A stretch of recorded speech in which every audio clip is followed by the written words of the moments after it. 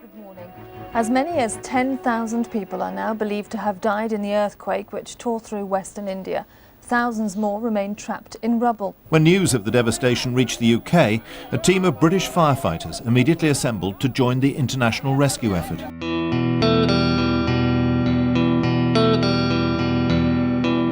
It was the Indian earthquake in Gujarat in 2001, and we were deployed from Manchester as part of a 64-man team. It's only a matter of 2 or 3 hours after the earthquake actually struck that we were up and ready for a team to go. A lot of the buildings were levelled and a lot of the roads were up, some of the bridges were down, power lines were down.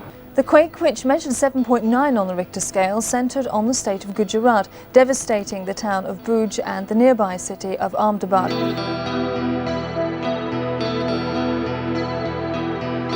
We met a guy who said his wife and his son were still missing. First thing we've got to do is find them, and then these people are seriously entombed. So we use all the equipment we take overseas, acoustic and seismic listening devices, ground penetrating radars, dogs, and then if we pick someone up, we've got to get down to those people. So it's a lot of work. There was no room at all. The ceilings had collapsed. We were crawling through 18 inches of ceilings that had collapsed onto floors.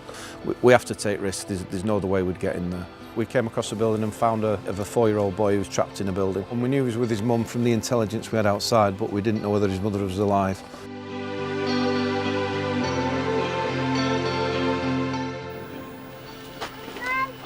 Huh? Once we got the little lad out, we managed to make the opening a little bit bigger and dragged her out. It's pretty rare. It doesn't happen very often, especially getting 2 people out once, and someone so young with a parent. Made it even better, really. It's indescribable. It's just fantastic.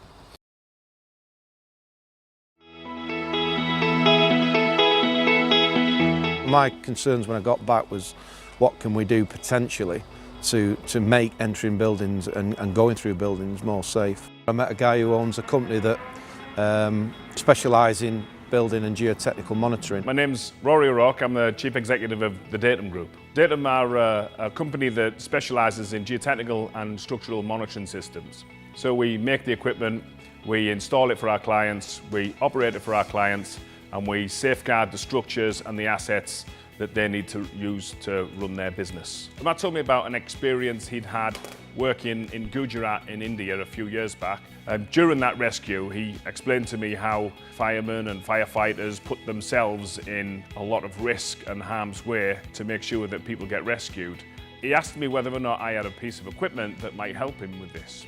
I was looking for a piece of equipment which was bomb-proof for a start. We're taking it into areas where it's going to get dragged about, so it needs to be really robust, self-sustainable, i.e. we could put a set of batteries in it and it'd be all right for a couple of weeks. We didn't want problems with it recharging. It needed to be incredibly accurate, able to be used in environments where it potentially would get wet, give an audible and a visual alarm, and it needed to attach to anything. So a massive list for a piece of equipment that doesn't even exist. So it had to be extremely versatile but very simple to use. And this was a scope, this was a remit that Matt himself set out. The team at Datum, within about 4 or 5 weeks, created a piece of kit which did everything on the movement side that I wanted, but looked terrible, didn't attach to anything, and certainly wasn't fireman proof. It had a big lamp on the top which would have lasted 2 minutes. So the concept was there and the engineering was there for exactly what I wanted. It was just a matter of me getting involved to say it needs to look like this, it needs to sound like that. It was designed on the basis to keep Matt primarily safe, and then all of his other colleagues that work in this field of fire and rescue. Over the last 3 years to get the product to where it is now, which is a long way from where it was in 2012, which was basically just a grey box with a lamp on the top, to what we've got now, which is a device which can be deployed anywhere. It's IP rated, it's CE rated, it'll attach to absolutely anything. It's got the parameters of movement and vibration I was after. It's got the battery management levels, it's got the audible and visual alarms that I wanted.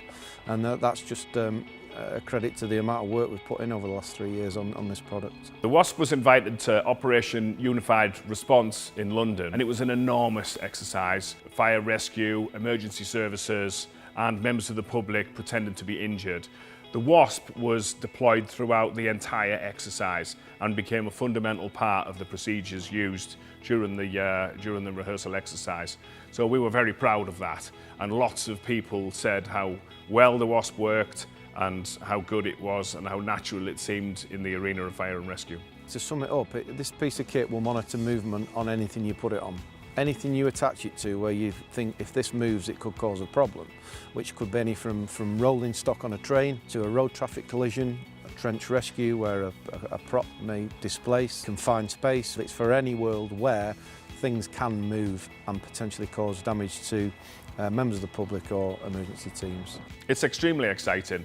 Again, you don't know the amount of lives that you've saved with some safety equipment. You just know the likelihood is that you have saved somebody's life.